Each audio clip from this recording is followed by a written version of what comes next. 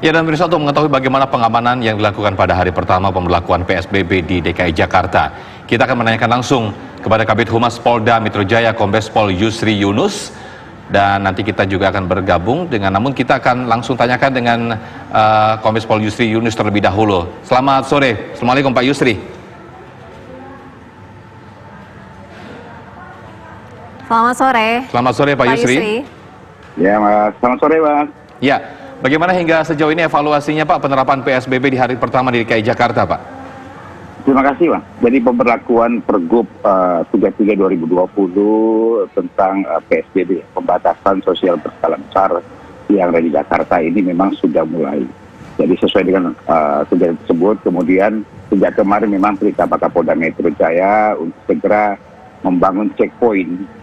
Ada 33 checkpoint yang kita tempatkan dengan kegiatan atau tugasnya adalah untuk mengawasi dan memberi himbauan kepada masyarakat di hari pertama dan kedua, bahkan kalau ketiga dengan humanis dan persuasif yang kita sampaikan, agar masyarakat bisa mengerti bahwa pemberlakuan PSBB di DKI Jakarta ini sudah memang harus segera mungkin itu ditaati oleh masyarakat dalam kurun waktu 14 hari ini. Harapan kita bahwa memang dengan adanya PSBB ini bisa menekan angka penularan dari COVID-19 yang ada.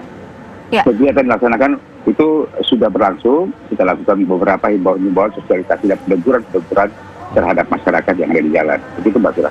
Iya, Pak Yusri, kalau kita lihat banyak warga yang mengatakan bahwa tidak mengetahui kalau berboncengan sepeda motor itu tidak boleh. Jadi artinya kalau pribadi itu seperti apa, Pak? Misalnya suami istri berboncengan seperti itu?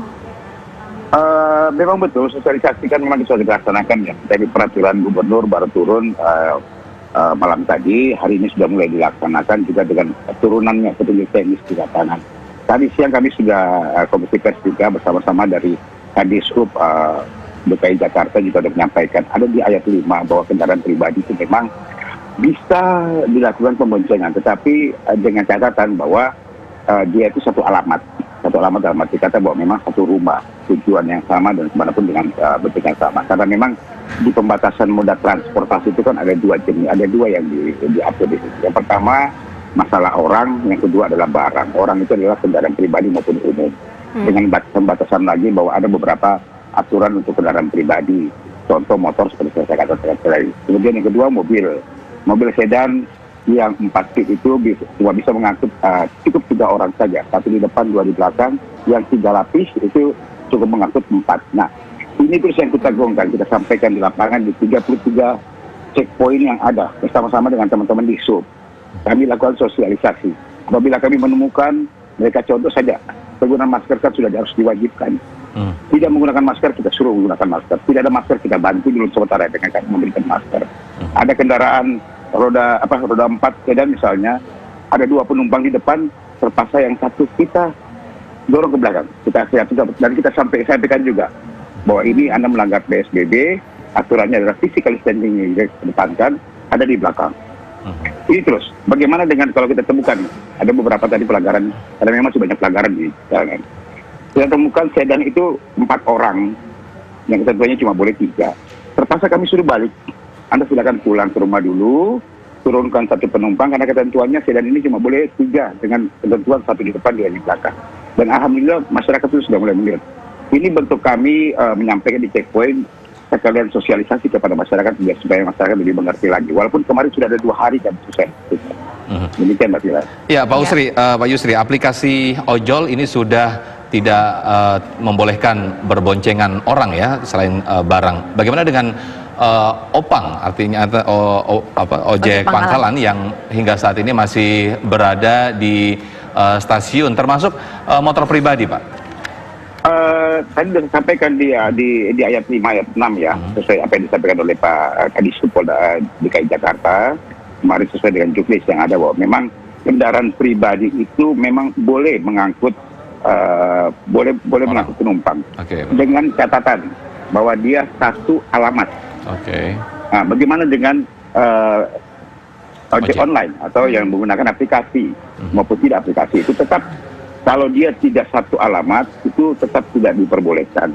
Ya, ini salah satu upaya untuk memutus mata rantai physical distancing, jangan sampai dengan interaksi yang tidak dikenal satu membawa wabah penyakit COVID-19 sehingga bisa menularkan yang lain. Tetapi kalau dengan pertimbangan kalau satu alamat mereka sudah tahu bagaimana kesehatan itu yang disampaikan oleh Dishub DKI Jakarta pada saat tadi konferensi pers. Iya, Pak Yusri, artinya dalam waktu beberapa hari ini akan ada sosialisasi terlebih dahulu, belum ada diberikan sanksi berupa pelanggaran kalau misalnya ada pelanggaran. Sementara itu yang kita lakukan seperti itu Mbak, sampai dengan hari Minggu ini kita lakukan sosialisasi terus. Tetapi kita aplikatif di lapangan, ya aplikatif di lapangan di 33 checkpoint. Kemudian juga ada yang berpatroli skala besar, berpatroli dengan bersama-sama. Juga sama, setiap melihat pelanggaran PSBB akan berhenti dan mengingatkan lagi masyarakat. Tolong dong gunakan masker. Tolong dong Anda ojol ini nggak boleh membawa penumpang. Itu sudah sampaikan. Kita sampaikan, mudah-mudahan selama 3 hari ini kita lakukan. Sebenarnya sanksi juga ya, sanksi tunggaran kan termasuk sanksi juga ya. Kita suruh kembali ke rumahnya termasuk sanksi sebenarnya buat mereka semuanya.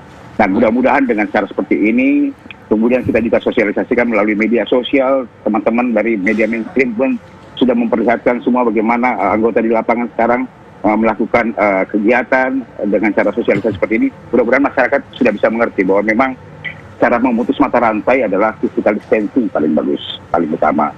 Jaga jarak, sudah sebaiknya di rumah. Ketentuan PSBB sudah diberlakukan di Jakarta dan memang harus patuh sudah. Tidak bisa lagi. Ketegasan ini yang perlu kita harus sampaikan kepada masyarakat dengan mengharapkan bahwa masyarakat bisa sadar. Baik. Kombes Pol Yusri Yunus, Kabid Humas Polda Metro Jaya, terima kasih atas waktunya. Selamat sore.